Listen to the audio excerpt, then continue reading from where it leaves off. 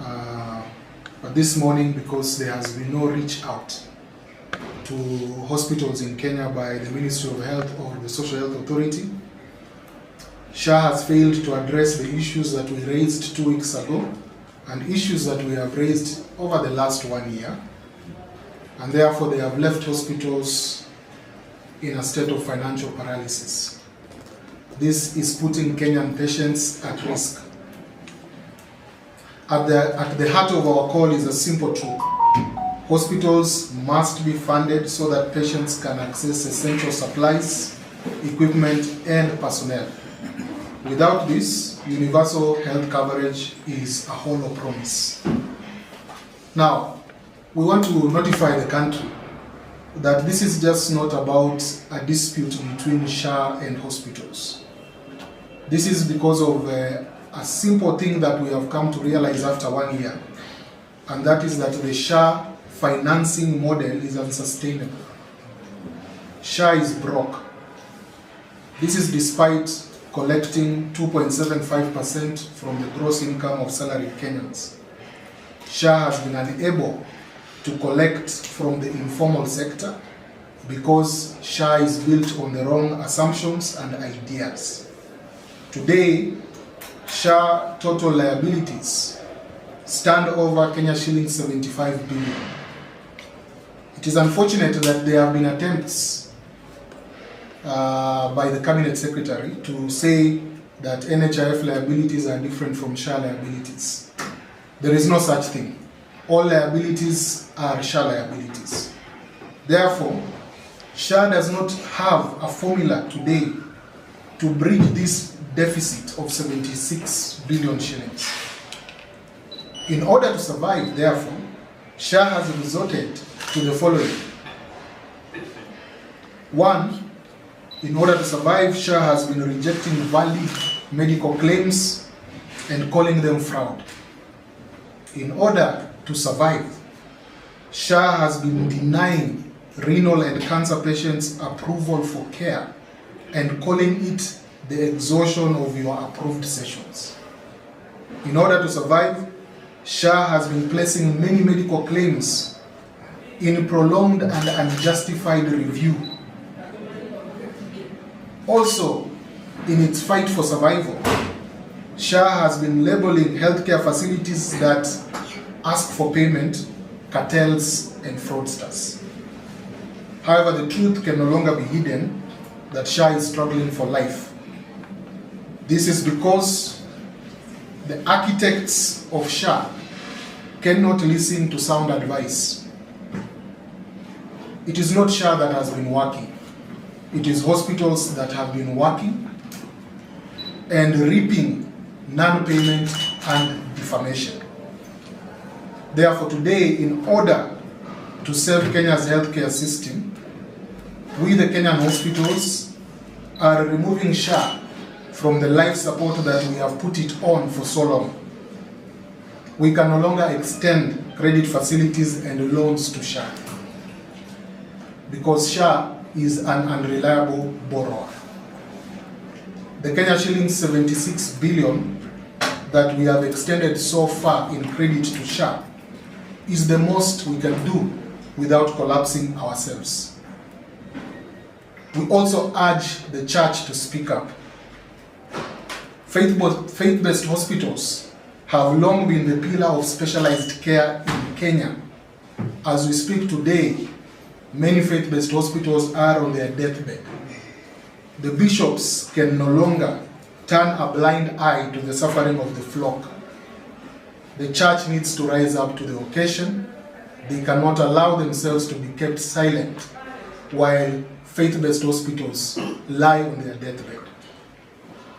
As we approach the 1-year anniversary of SHA, SHA must be reformed in order to survive. This is a fight for survival by SHA. And everything that we have been seeing happening, including the launch by His Excellency the President of the sponsorship of 4.4 billion last week, is another attempt at survival. The reintroduction of the teachers and police medical schemes in December is also another attempt at survival. So this are our demands. Number one, the Cabinet Secretary must immediately reverse the 10.6 billion Kenya shillings rejection of valid claims. This is against the SHA provider contract, and hospitals have been denied the right to clarify or to remedy the situation, leading to huge losses. Number two, we demand that unpaid historical SHA liabilities dating back to 2017 should be paid immediately, in line with the presidential directive of March this year. It is unfair and unjustifiable delay for the Cabinet Secretary for Health to keep talking about verification while doing no verification.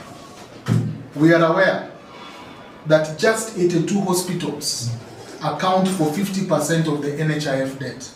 Surely, Mr. Cabinet Secretary, how long can it take you to just verify 82 hospitals?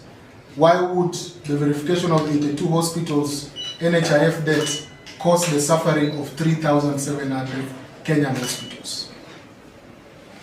We demand that the unprocedural downgrade and closure of hospitals be stopped immediately, because since June, the Digital Health Agency has wiped out 3,500 maternity beds from Kenya and 1,000 delivery beds. In addition, the Digital Health Agency has wiped out 10,000 inpatient beds. What is the rationale for this wiping out? They say they are fighting fraud. We know the story better. They are fighting for survival. Number four, we demand that the migration of the teachers and police medical schemes to SHA in December should not happen before the MAKL, Medical Administrators Kenya Limited, and Minet settle all the debts they owe to hospitals. We will not have a situation where we have another crisis similar to NHIF, where you migrate a whole scheme without settling arrears owed to hospitals. We refuse the idea that teachers and police will be migrated to SHA before hospitals are owed the money that is owed to them by Minet and MAKL. This cannot happen. So therefore, we are just declaring very simply, come December, if the money is owed to hospitals by the teacher scheme and police scheme are not paid, we will not offer medical services to teachers and police under the new scheme in SHA. Finally, there must be urgent reform of the SHA financing model. It is not possible that only 10% of Kenyans can carry 96% of the weight. We hear politicians saying, go to hospital, healthcare is free. The Kenyan people know that this is not the truth. The reality of the matter is that these populist statements do not reflect the truth on the ground. Kenyan patients continue to incur catastrophic expenses. And the reason why they are incurring this is because the architects of the SHA revolution or the SHA reform are so unwilling to listen to sound advice. They have ignored all professionals. They listen to no one. They are basically unable to accept that there are other ideas, and they are leading the country in the wrong path. Therefore, we ask for immediate change as SHA approaches to 1 year. The system of collecting money is not working. The model of financing healthcare is not working. And unless all of us step up and change things, we can only see a healthcare system that will collapse. Thank you.